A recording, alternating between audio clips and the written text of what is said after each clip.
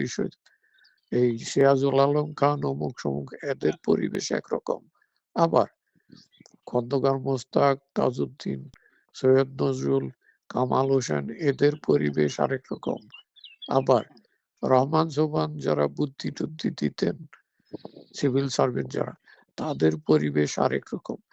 এই যে বিভিন্ন পরিবেশগুলি, এই প্রত্যেকটা তার মনের উপরে এক এক ধরনের প্রভাব ফেলার কথা, যার প্রেক্ষিতে আবার ওই দিক থেকে কতগুলি কথা আসতেছে যে আমেরিকান অ্যাম্বাসেডর তারে ফোন করতেছে, আবার মেজর জেনারেল যে জমশেদ, যেটা তখন মার্শাল অ্যাডমিনিস্ট্রেটর, সে তারে ফোন করতেছে। কোথাও কোথাও আছে এই তথ্য যে এইগুলি ফোন করতেছে যে, এবং আমেরিকান অ্যাম্বাসেডর যে ফোন করেছিল এই কথাটা হচ্ছে ভুয়া কথা, কারণ সেই সময় তিনি ছিলেন থাইল্যান্ডে, ব্যাংককে হচ্ছে চিকিৎসার জন্য। অতএব ওই দিন অনেকে বলে যে ওই দিন বঙ্গবন্ধুর সঙ্গে দেখা করেছিল সকালে, বা তার কথা হয়েছিল আগের দিন, এই কথাটা ঠিক হতে পারে না, তার অফিসিয়াল ওকে, রেকর্ড আছে। হ্যাঁ, হ্যাঁ, তাহলে এই যে দেখো, এই যে ভুয়া কথাগুলিও কোথাও আমি এটা দেখেছি আর কি, তুমি বলতেছো যে না এটা ভুয়া, হি ওয়াজ ইন থাইল্যান্ড, ফেয়ার না। একইভাবে আরো কথা আছে, সেটা হলো যে ওই যে এই এর নাম মার্শাল অ্যাডমিনিস্ট্রেটর ইস্ট পাকিস্তানের, যে তার নামটা গেলাম বুঝলা, যে বই লেখছে আর কি, সেই লোক তাকে ফোন করছে যে শেখ সাহেব আর যাই করেন কোনো মতো স্বাধীনতাটা ঘোষণা করেন না, কারণ তারা রেডি ছিল মিলিটারি নিয়ে, হেলিকপ্টার নিয়ে, যে তাহলে মিছিলের মধ্যে বোমা মারবে এই মিটিং এর ভিতরে। আমার এই কথাটাই বা কতটা সত্য, আদৌ সত্য কিনা কেমনে জানা যাবে যে এই মিটিং এ যে উনি যাচ্ছেন তার আগে কারা কারা তাকে ফোন করে অথবা সামনে থেকে কি কি বলেছিলেন।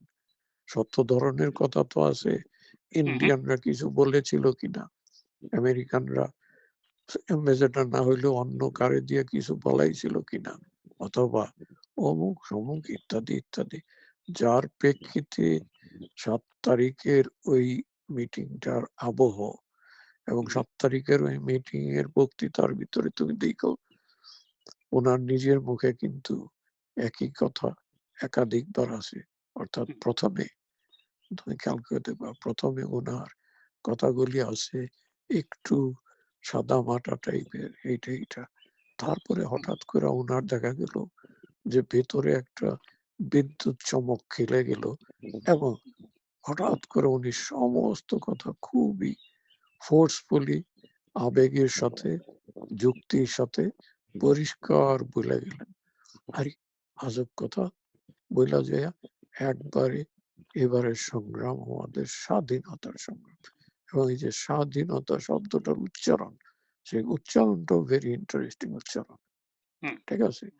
তো এইগুলি, এই পুরাটার যদি ওইরকম অ্যানালাইসিস হয় তখন ওখান থেকে অসংখ্য জিনিস বের হয়ে আসতে পারে। কেন পারে বলি, লেখাপড়ায় যারা থাকে তারা কন্টেন্ট অ্যানালাইসিস বলে একটা অ্যানালাইসিস আছে, করে আর কি। কন্টেন্ট, কোনো একটা জিনিসের যে কন্টেন্ট আছে সেই কন্টেন্টটার অ্যানালাইসিস। যেমন আব্রাহাম লিঙ্কনের যে গেটিসবার্গ বক্তৃতা, এই গেটিসবার্গ বক্তৃতা নিয়েও তাদের কন্টেন্ট অ্যানালাইসিস অমুক সমুক আছে। বিভিন্ন বিখ্যাত বক্তৃতার এরকম অ্যানালাইসিস আছে, যে কথাগুলি, শব্দগুলি, বাক্যগুলি কিভাবে গঠিত হচ্ছে, কেন হচ্ছে, কি প্রমাণ হয়, কি বের হয়ে আসে, ইত্যাদি ইত্যাদি। সুতরাং তুমি যেহেতু আগ্রহী আছো নিজের খেয়ে বনের মোষ তাড়াও, তোমার এরকম বললাম যে এরকম দুনিয়ার বিভিন্ন জায়গাতে এরকম বিভিন্ন ধরনের জিনিস আছে আর কি, হয়েছে, হয়ে থাকে। তো ওইগুলিও, এই যে 7 তারিখের যেটা, বাঙালি যে দিন দিন মানুষ হবে, বড় হবে, বাঙালি তো আর দুনিয়া থেকে নিশ্চিহ্ন হয়ে যাবে না, বাঙালি বড়ই হবে দিন দিন, কারণ এত বড় হয়ই নাই, আছেই ছোট হইয়া। বাঙালি যেদিন বড় হবে এদিন তার বাপ দাদা পরদাদার খোঁজ নিতেই চাইবে, দেখি তো এরা কে ছিল, সেই নিতে যাইয়া এরেও খুঁজে পাবে যে হ্যাঁ, উনি তো একজন ছিলেন হুম, একসময় আমাদের সবার নেতা, নয়নমণি কি বলে আরকি, সবই ছিলেন। আচ্ছা দেখি তো উনার খাইতো কি? উনি কি কাপড় পরতো? উনি কি এই কথা বলতো? উনি পাইপ খাইতো ওই ৭১ সনে উনি পাইপ হুম, খায় কেমনে? এরিনমোর সিগারেট, টোবাকো এবং পাইপ। আচ্ছা হুম, উনি পাইপ খাওয়ার অভ্যাস কোথা থেকে পাইলো? বাঙালি তো পাইপ খায় না। বাঙালির ভিতরে হ্যাঁ, একমাত্র একটা লোক উঁচা এত ফিট, ৭ ফিটের মতো প্রায় ৬.৫ ফিট। আবার পাইপ খায়, আবার টোবাকো আনে এরিনমোর। হুম, আচ্ছা পাইপ খাওয়াটা উনি কোথা থেকে শিখলো? একদিকে লুঙ্গি পরে, পাঞ্জাবি পরে, আরেকদিকে হ্যাঁ, পাইপ খায়। ব্রিলিয়ান্ট জিনিস। এত স্মার্ট কেমনে হইল উনি? কোথা থেকে পাইপ খাওয়া শিখলো? এগুলো অসংখ্য জিনিস আছে, ঠিক আছে? হুম, যেটা ওই মানুষটাকে তোমার ঠিক মতো গইড়া তুলবে তার যে ব্যক্তিত্ব, তার ব্যক্তি ইত্যাদি, ইত্যাদি। মানুষ তো দোষে গুণেই মানুষ হয়। কিন্তু এই যে একটা মুগ্ধ করার মতো একটা চরিত্র আরকি। একভাবে দেখলে সবকিছু মিলাই। আরেকটা কথা তোমারে বলি। শেষ কথা। এগুলা কথা শেষ হয় না তো কখনো শোনো। হুম, হুম, গতকাল আমি একটা ছবি দেখলাম, পাইলে তোমারে পাঠায় দিবনে। এই শেখ মুজিবুর রহমান এবং সত্যজিৎ রায়ের ২ জনে বইসা আছে। আমার কাছে ছবিটা দেখে খুবই সুন্দর লাগছে। সত্যজিৎ রায়ের ছবিটাও সুন্দর, শেখ মুজিবুর রহমানের ছবিটাও সুন্দর। ২ জন পাশাপাশি বইসা আছে। মানে শেখ হুম, মুজিবের সাথে সত্যজিৎ রায় দেখা করতে গেছেন। এই ঢাকাতে আচ্ছা, স্বাধীনতার পরে। ওই ছবিটা যেকোনো কারণেই হোক খুবই আমার কাছে সুন্দর লাগলো। সত্যজিৎ রায়ের মুখের ভাব এবং শেখ মুজিবের মুখের ভাব, বসে থাকার ধরন ইত্যাদি। এবং এই ১ম আমি দেখলাম একজন বাঙালি শেখ মুজিবের চেয়েও লম্বা। এই সত্যজিৎ রায় শেখ মুজিবের চেয়েও লম্বা ছিল। হুম, এইটা হুম, আমার চোখে লাগলো। এই একটু দেখি শেখ মুজিবের চেয়েও লম্বা। কারণ শেখ মুজিবের চেয়ে লম্বা লম্বা বাঙালি কিন্তু খুব কমই আছে। হ্যাঁ, একে দেখে আমার মনে হলো এই, এ তো তার চেয়েও দেখি লম্বা। আশ্চর্য বিষয়। যাই হোক, কিন্তু এরা ২ জনই বইসা আছে, ২ জন খুবই সুন্দর একটা ছবি। তোমার কারণ পারলে আমি বাঙালির পাঠাবো। এভারেজ উচ্চতা, গড় উচ্চতা ৫ ফিট ৪ ইঞ্চির মতো আরকি। যদি লম্বা এবং সব এগুলো মিলায়। তো সেই ক্ষেত্রে তো মানে সত্যজিৎ ৫ রায় এবং ফিট বঙ্গবন্ধু শোনো, হ্যাঁ, ৫ ফিট ৪ বাঙালি নারী না বাঙালি পুরুষ? এটাও বাঙালি তোমার পুরুষ। একটা হ্যাঁ, হ্যাঁ, হ্যাঁ, এক্সাক্ট আপনি ঠিক কথা বলেছেন। এবং আপনি হ্যাঁ, গবেষণার যে বিষয়টা বললেন, সেটা হচ্ছে যেমন আব্রাহাম লিঙ্কনকে নিয়ে হয়েছে, জন এফ কেনেডিকে নিয়েও প্রচুর গবেষণা হয়েছে এবং সেটা শুধুমাত্র যে আমেরিকানরা করেছে তা না। আমি জার্মান স্টুডেন্টদের জানি এখন পর্যন্ত তারা গবেষণা করার জন্য জন এফ কেনেডির উপর গবেষণা করার জন্য আপনার আমেরিকা গেছে বা তারা গবেষণা করে এবং বাস এই গবেষণার জন্য তারা গভর্নমেন্টের কাছ থেকে আপনার হচ্ছে অনুদান পায়। হ্যাঁ। এটা হচ্ছে আমি জানি। তারপরে মার্টিন লুথার কিং হ্যাঁ, যার বক্তৃতা এরকম বিরাট, বিরাট এবং অনেকে আছে আপনার বংশোদ্ভূত ফিডেল ক্যাস্ট্রোর উপরও গবেষণা করে অনেক জার্মান হ্যাঁ, ছাত্র। এটা কাজেই ওই ব্যক্তিটা ওই ব্যক্তির সমস্ত কিছু ওইগুলি আরকি। সরকার-টরকারের কথা বাদ। সরকার-মরকার ওগুলা কোনদিন হবে না। অনেক দেরি হবে না, সরকারের। ওইটা তো আপনার বাংলাদেশের ক্ষেত্রে। কিন্তু এখানে সরকার যেমন আমি যদি ওই আরকি এখানে হ্যাঁ, কোনো হ্যাঁ। বিষয় নিয়ে এখানে কোনো বিষয় নিয়ে যদি গবেষণা করতাম, তাহলে যথেষ্ট সুযোগ আছে। বিভিন্ন ফাউন্ডেশন বা সরকার আপনার এই বইগুলা কেনে, এই গবেষণামূলক বইগুলা। তাদেরকে মানে ইয়েদেরকে, লেখকদেরকে আপনার পৃষ্ঠপোষকতা করে এবং তাদের লেখার মানও ভালো। যখন তারা গবেষণা করে এইভাবে। এটা হচ্ছে বিষয়। যাই হোক, তুমি মানুষ হিসাবে, বাঙালি হিসাবে নিজের খাইয়া হ্যাঁ, এই বিষয়টা আগ্রহ নিয়ে নিজের মতো করছো। আল্লাহ ভালো রাখুক। ধন্যবাদ তোমারে। বাঙালি ভবিষ্যতে যখন মানুষ হবে আরকি, হ্যাঁ, যথোপযুক্ত মানুষ হবে তখন এগুলা দেখে তারাও বুঝবে যে না, তার হুম, ইতিহাসের ভেতরে তার মতোই কিছু মানুষ ছিল যারা অন্যরকমের। তখন তোমারেও তারা চিনবে, তোমারও খুঁজে পাই করবা। এই উনি কে? হ্যাঁ, সরকারে নাই, কিছু নাই। নিজের পয়সা খরচ করে এই করলো যে কোথার থেকে উনার এই আগ্রহটা হইলো? কেন হইলো? এই তো মানুষ। হ্যাঁ, এই তো মানুষের ইতিহাস। এই তো কাজেই আচ্ছা। এইভাবেই হবে, কিছু না, হইতে থাক। ঠিক আছে, দেখি আপনাদের যত অনুপ্রেরণা, আপনাকে অনেক ধন্যবাদ। আপনি আমাকে যে অনুপ্রেরণা দিচ্ছেন, আমি নিঃসন্দেহে আর কি, আমি তো কাজ বঙ্গবন্ধুর উপরে করি আর কি। এই ব্যাপারে আমি কোনো সময় আমি পয়সা করি বা কোনো কিছু নিয়ে ভাবি না। সমস্ত হৃদয় দিয়ে আমি কাজ করি। দেখা যাক ভবিষ্যতে কতটা এগোনো যায়। আর আপনার পরামর্শ নিঃসন্দেহে আমাকে আরো সমৃদ্ধ করবে। আর আপনি না, ঠিক প্যারিসে আসার প্ল্যান কবে করছেন? কোন মাসে বা কিছু এরকম কোনো টাইম? এ- এখনো করি নাই। আচ্ছা, আমার ওয়াইফের সাথে কথা বলতে হবে।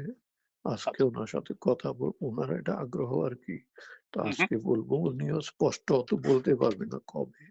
ওই আচ্ছা। যেটা হবে সেটা হলো, আমি শুধু ওয়েট করতেছি একটু, মনে করতেছি যে তোমার এই যে ওয়েদারটা আছে না, হ্যাঁ, ঠান্ডাটা ওই আরেকটু, একটু ঠান্ডাটা কমবে। আমার আরেকটু। আমার মনে হয় যে মাঝে, মাঝে জুন বা জুনের মাঝামাঝি যদি আপনি যান, তখন এত ঠান্ডাও থাকবে না। ওয়েদারটা আবার এত গরমও থাকবে না। এখন আবার সামারে এত গরম হয়ে যায় অনেক সময়, যে যেটা আপনাদের জন্য সহনীয় হবে না।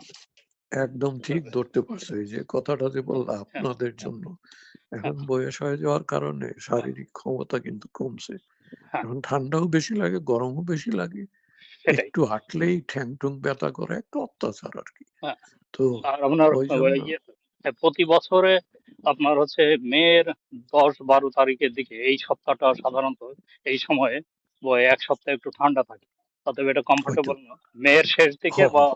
জুনের প্রথম দিকে আপনারা যেতে পারেন। এই তো, এই এবং তো, এই তো এখন তো এভাবে। ওয়েদার দেখে নিয়ে যাওয়া, মানে ওয়েদার হ, ফোরকাস্ট দেখলে হবে যে বৃষ্টি থাকবে কিনা প্যারিসে, সবকিছুই দেখে নেওয়া যাবে। অতএব সেই মতোই আপনি প্ল্যান করতে পারবেন। ওইটা ওই কোনো আরকি। অসুবিধা নেই। হ, ইউরোপিয়ান ওয়েদার আমরা বুঝি, জানি, সুতরাং হ্যাঁ, ওইগুলোর সাথে একটা সম্পর্ক আছে। কারণ যাইয়া যদি হুম, ঠান্ডা লাগে, এই যেমন ধরো এই মুহূর্তে আমি যে লন্ডনে হ্যাঁ, আছি না, এই হ্যাঁ, মুহূর্তে এখন বাজে হলো তোমার 8:30 মতো, হুম, 8:20। হ্যাঁ, এই যে ফার্স্ট ক্লাস চকচকা রোদ হ্যাঁ, এবং ইত্যাদি, ইত্যাদি। কিন্তু এই যে আমি বাতাস দেখতেছি, বাতাসের গতি, হ্যাঁ, একটা ফ্ল্যাগ উঠতেছে, এটা দেখেই বোঝা যায়। আমি যদি ঘরের থেকে নামি নিচে হ্যাঁ, তাইলেই দেখা যাবে এক কানের মধ্যে, মুখের মধ্যে ঠান্ডা লাগতেছে, ওই যে বাতাসের একটা হুম। ঠান্ডা।